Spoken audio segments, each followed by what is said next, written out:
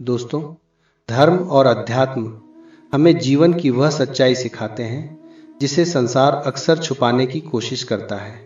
धर्म, ग्रंथ और सभी संत एक ही बात कहते हैं, इस संसार में स्थायी कोई नहीं है। यहाँ जो भी है वह क्षणिक है। रिश्ते, धन, सम्मान, सत्ता और लोग सब समय के साथ बदल जाते हैं। केवल एक ही सत्ता है जो कभी नहीं बदलती, जो हर समय हमारे साथ रहती है, और वह है ईश्वर। जब तक मनुष्य सुख में होता है तब तक उसे लगता है कि सब उसके अपने हैं। परिवार, मित्र, समाज सब साथ खड़े दिखाई देते हैं। लेकिन जैसे ही जीवन में दुख आता है, जैसे ही परीक्षा का समय आता है, तब धीरे धीरे पर्दे हटते हैं और सच्चाई सामने आती है। तब समझ में आता है कि संसार में कोई भी स्थायी रूप से किसी का नहीं है। यह बात सुनने में कठोर लग सकती है, लेकिन यही धर्म का पहला सत्य है, अनासक्ति। श्रीमद् भगवत गीता में भगवान श्री कृष्ण अर्जुन से कहते हैं कि मनुष्य को फल की आसक्ति छोड़कर कर्म करना चाहिए, क्योंकि जो चीज़ें हमें प्रिय लगती हैं वही एक दिन हमारे दुख का कारण बनती हैं। भगवान श्री राम का जीवन इसका सबसे बड़ा उदाहरण है। वे मर्यादा पुरुषोत्तम थे, आदर्श पुत्र थे, आदर्श राजा थे। फिर भी जब उन्हें वनवास मिला तो पूरी अयोध्या उनके साथ नहीं गई। उनके साथ वही गए जिन्हें ईश्वर ने उनके लिए चुना था, माता सीता और भाई लक्ष्मण। यह हमें सिखाता है कि संकट के समय वही साथ देता है जिसे ईश्वर की कृपा प्राप्त होती है। महाभारत में भी यही सत्य दिखाई देता है। पांडव धर्म के मार्ग पर चलने वाले थे, लेकिन जब वे जुए में अपना सब कुछ हार गए तब उनके अपने भी उनसे दूर हो गए। उस समय न राज्य था, न वैभव, न सम्मान। लेकिन उस कठिन समय में भी यदि कोई उनके साथ था तो वह थे भगवान श्री कृष्ण।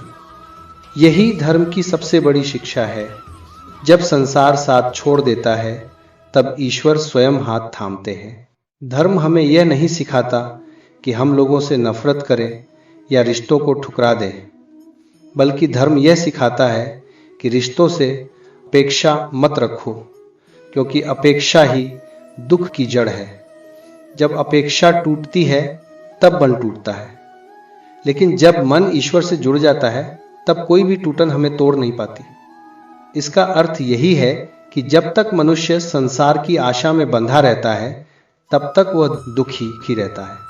धर्म हमें आत्मनिर्भर बनना सिखाता है, लेकिन अहंकार के साथ नहीं, ईश्वर पर विश्वास के साथ। जब मनुष्य यह समझ लेता है कि मेरा वास्तविक सहारा केवल प्रभु है, तब उसे संसार के बदलते व्यवहार से दुख नहीं होता।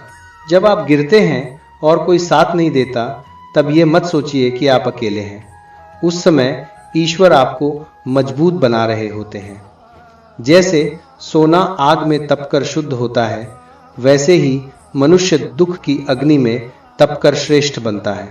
धार्मिक दृष्टि से देखा जाए तो दुख भी ईश्वर की कृपा है, क्योंकि दुख हमें अहंकार से मुक्त करता है। वह हमें यह याद दिलाता है कि हम केवल शरीर नहीं हैं, बल्कि आत्मा हैं, और आत्मा का संबंध केवल परमात्मा से है। जो व्यक्ति अकेले चलना सीख लेता है लेकिन ईश्वर को साथ लेकर चलता है, वह कभी पराजित नहीं होता, क्योंकि जहां मनुष्य की शक्ति समाप्त होती है वहीं से ईश्वर की कृपा आरंभ होती है। इसलिए दोस्तों, जब संसार आपको ठुकरा दे तब रोइए मत। जब लोग साथ छोड़ दे तब निराश मत होइए। यह समय ईश्वर के और निकट जाने का होता है। यह समय अपनी आत्मा को पहचानने का होता है। अंत में यही कहना चाहूँगा कि इस संसार में अगर कोई सच में हमारा है तो वह केवल ईश्वर है। वही हमारे जन्म के समय हमारे साथ होते हैं और वही मृत्यु के समय भी हमारे साथ जाते हैं।